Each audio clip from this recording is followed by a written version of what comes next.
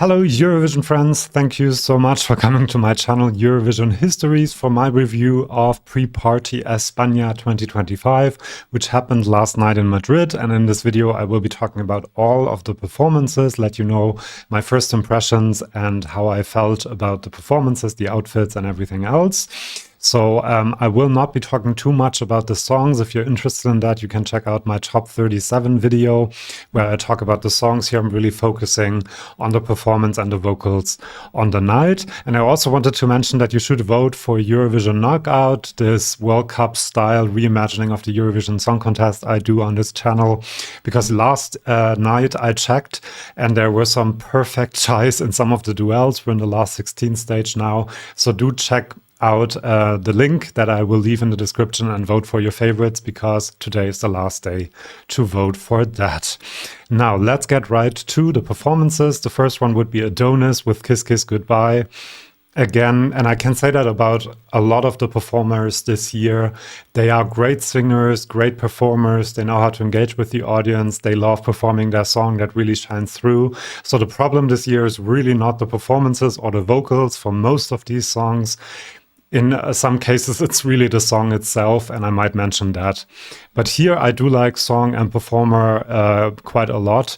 Adonis performed this really, really well. In the lower registers, his vocals were perfect, and the higher registers at the end as well. And I really liked the outfit this time. A black and white suit combo with flowy cloths and white, and that made it feel a lot more classy than during the Eurovision and concert performance where it was neon green. And again, the backing dancers were color coordinated with him, which I find impressive, that you have outfits for all of the pre-parties, different outfits. And again, the dance break worked quite well in the whole choreography of everything. So I'm quite confident that this will do rather well. Well done, Adonis. Then we had Zoe May. Her second pre-party performance, as far as I know. I love this song, obviously. She had a black flowy dress on. You could discuss whether that's the right choice for Eurovision. I don't think so. I think something white would be better for the contrast as well. But she sang this beautifully, very subdued and nice. A lot of people were talking, unfortunately, once again. But she did this really well. She sang it well.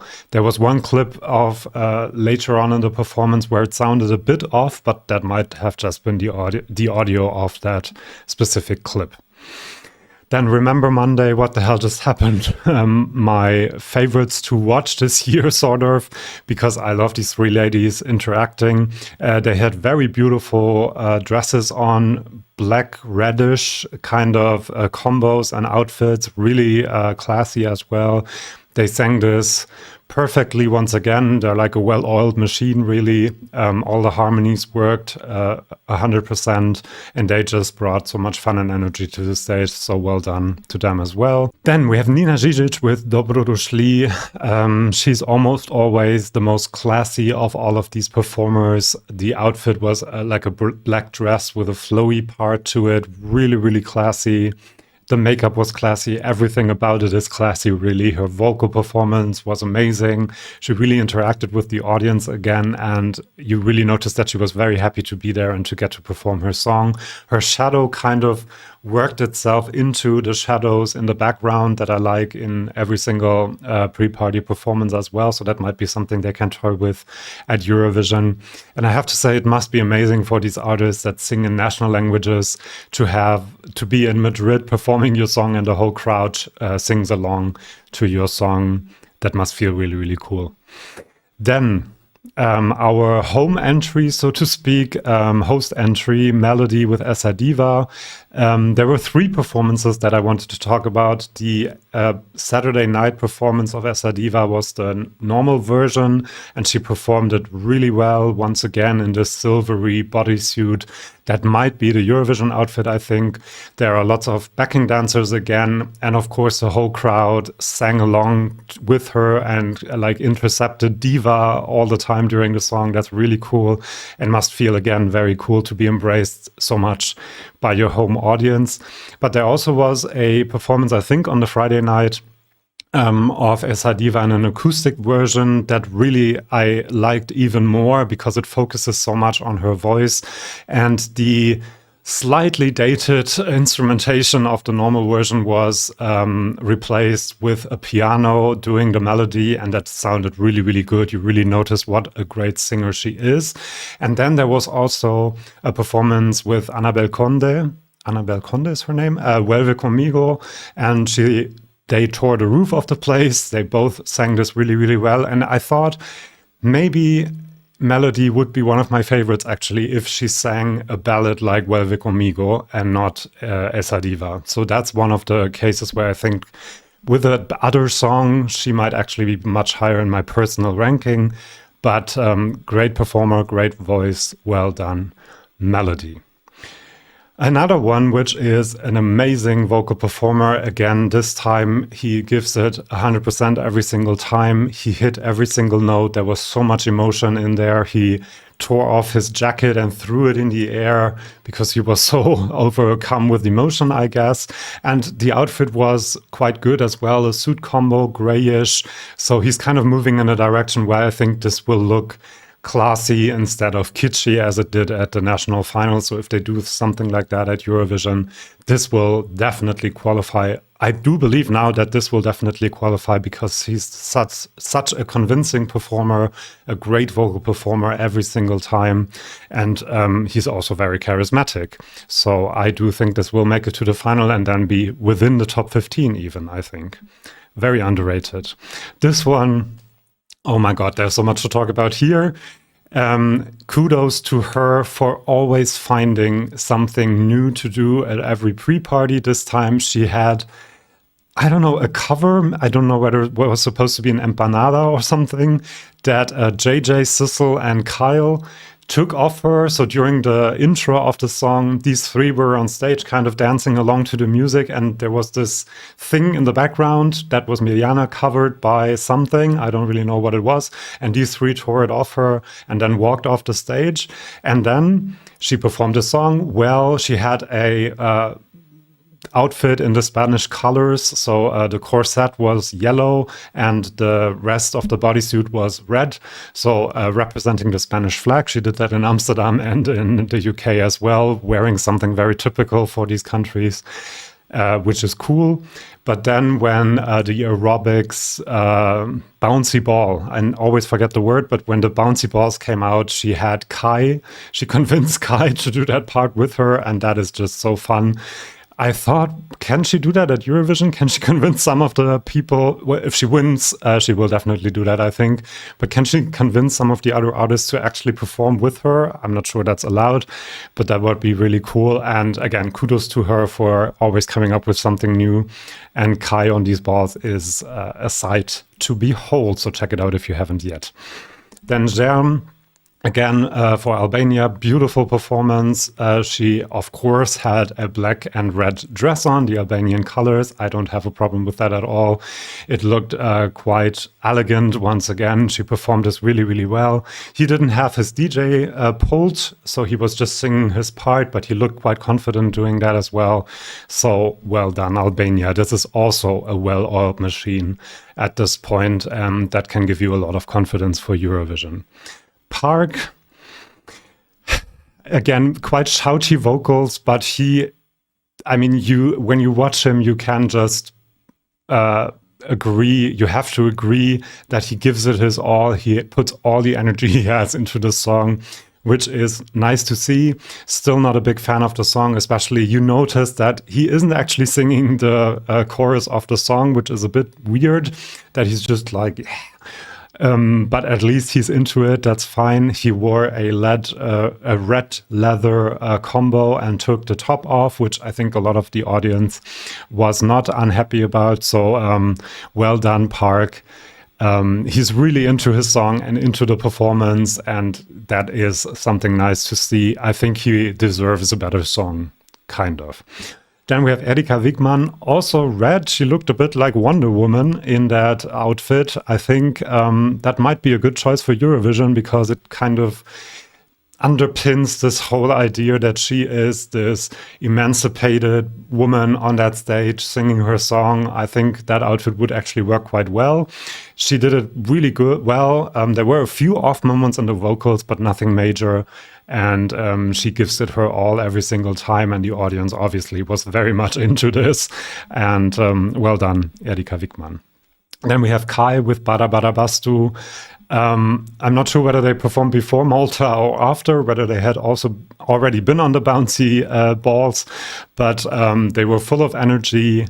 Perfect performance once again. Vocally, this is always very strong, and especially Jakob is always interacting with the audience. Very happy to be there. Unfortunately, no accordion this time. But again, you're in Madrid. The audience must have been at least 50% Spanish people, and they sing along to your song, which is in Swedish and Finnish. That shows you how powerful this song is and how catchy that so many people can sing along to it.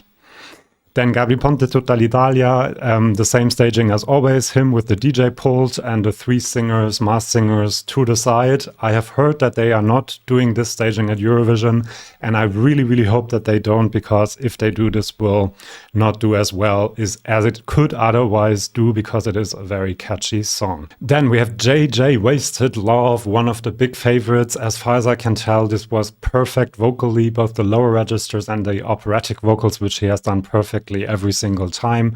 He's wearing the same outfit for every pre-party, which is fine as well. And the way he moves to the music really shows you that he is a very musical person, I think, except for the last 30 seconds, this problem that I've mentioned in the other pre-party reviews, where the electronic part comes in and he just bounces around the stage, which doesn't really fit the lyrics of the song, so they have to come up with something else. But for a pre-party, this was very good, and you really can be very confident that he will deliver a perfect vocal performance at Eurovision as well. So well done, neighbors. Then Gojo and Milkshake Man, another one who took off his top, which probably the audience was not too sad about. He moved around a bit less frantically, which I think helped with this. Like in the other pre-party performances, he really moved around for seconds of the song a bit too much, I think. Here he was a bit more subdued, and you can enter the song a bit better when he's not as frantic. I do think that this needs a staging, this needs backing dancers, but it's completely understandable that at a pre-party you're not doing that. He wore the same outfit as in the music video and all the other pre-party performances again, so maybe that's the Eurovision outfit as well. We shall see. Tommy Cash, Espresso Macchiato for Estonia. Pretty much the same performance as in, was it Amsterdam, I think? Like the security guard just standing there doing nothing at all, him performing it. A bit lackluster as well, once again, unfortunately, but apparently that's the style of performing that maybe I just don't understand the appeal of. And then the vocals were a bit worse than they were in the other pre-party, but it doesn't really matter with this song all that much. The audience was very much into it once again. Then Zifferblatt, Bird of Prey. This is the kind of setting that really suits a rock band. This has a lot of oomph and a lot of power, I noticed this time around. And they perform it really, really well. He had this white outfit and something to the side, which seemed like a cloud or like feathers, and he takes it off in the middle of the song and then waves it around. I don't know whether that was intentional, but maybe it's some kind of symbol for the bird flying away or something like that. So well done for them. The vocals were good, and this power that you feel when listening to the song was really there this time again, and I think this might be another one that will do better than people are expecting. Then Tautu Meitas with Purman Laimi, a song that really depends on the staging, but they found a way. They added something in this pre-party which made this even better, I think. When they are all separated on the stage, each one of them had a light in their hand, maybe from IKEA or something that came on.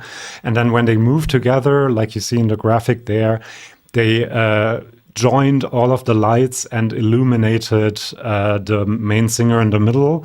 And that creates a very magical moment. And this, underpins kind of the story of the song, that they all come together to form this magical thing that is going on stage. So that is something that they could actually integrate into the Eurovision performance, I think, and that would make it even better. I think the harmonies were better than in the other pre-party performance, where there were a few off moments, but this is a very hard setting to sing a song like this, where each harmony has to be completely right. And they are great singers, great performers, so well done for them as well. Then Catharsis for Lithuania, Tavo Akis. They wore very baggy, more modern-looking clothes. It looked a bit like Berlin, to be honest, and that works quite well with the sort of song. Gives it a bit more of a rock feel than this eerie feel that we have in the national final performance.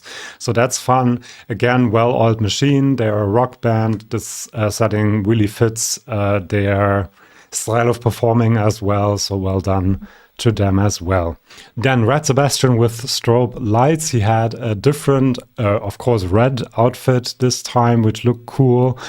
He sang this very, very well, especially the very high notes, but you also notice in his face that he really has to work to reach those high notes, which makes it seem more human in a way. He's not relaxed doing this. He really has to work for it. And it adds to the drama of the song a bit as well. Very high intensity, obviously. This is a bit of a interesting one, how this will do. This could either be very high with the juries or not work at all with the juries or the televoters. So we shall see what happens in May. Clemen.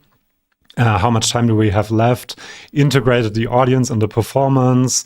There was a lot of talking again from the back rows, unfortunately, but he really performed his heart out and he did it really well, performed it really well. Not really that much else to say. Same thing for them. They had all white outfits on, which I think works quite well with the song. It's very relaxed, very subdued, and they performed it really well. Again, a band performing in a concert setting is probably very easy for them. Then Kyle Alessandro and Lider. This time I noticed in the vocal performance that he is quite young. You hear that the vocal is young, but it's very well done. Hits all the notes. Great performance. Not sure about the outfit that he has chosen now in a few pre-parties, but you know, that won't be the Eurovision outfit, I'm quite sure. Laura Thorne, she wore something like a combo of Victoria's Secret and a wedding dress, which was interesting.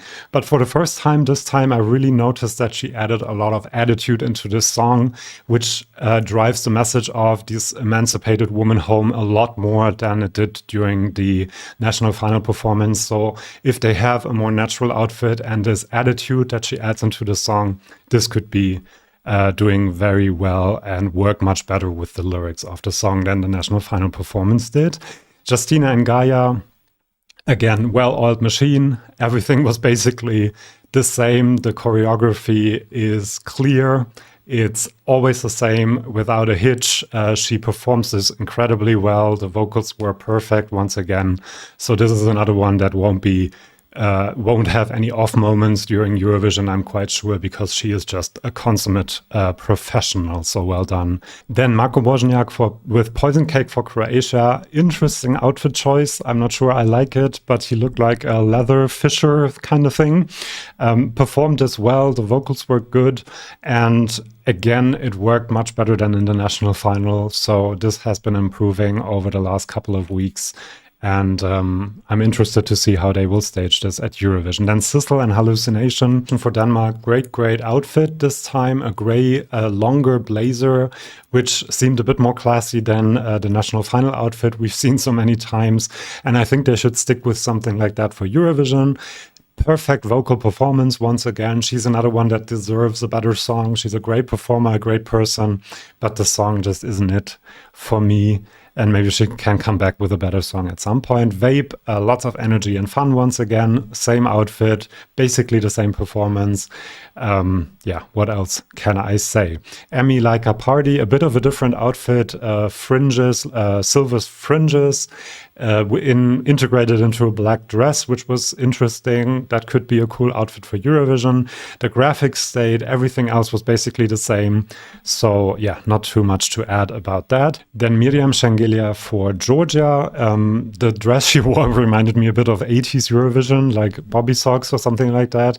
Not sure whether that's the right choice, but a good vocal performance, and she is a good performer with a subpar song, I think. So these are my first impressions. Let me know how you felt about the song, especially if you were there and experienced it live. And then do subscribe to this channel if you want more videos like this one. And also don't forget to vote in Eurovision Knockout. See you soon in my next video. If you do subscribe, you will see me in my next video. And I'll see you then. Bye-bye.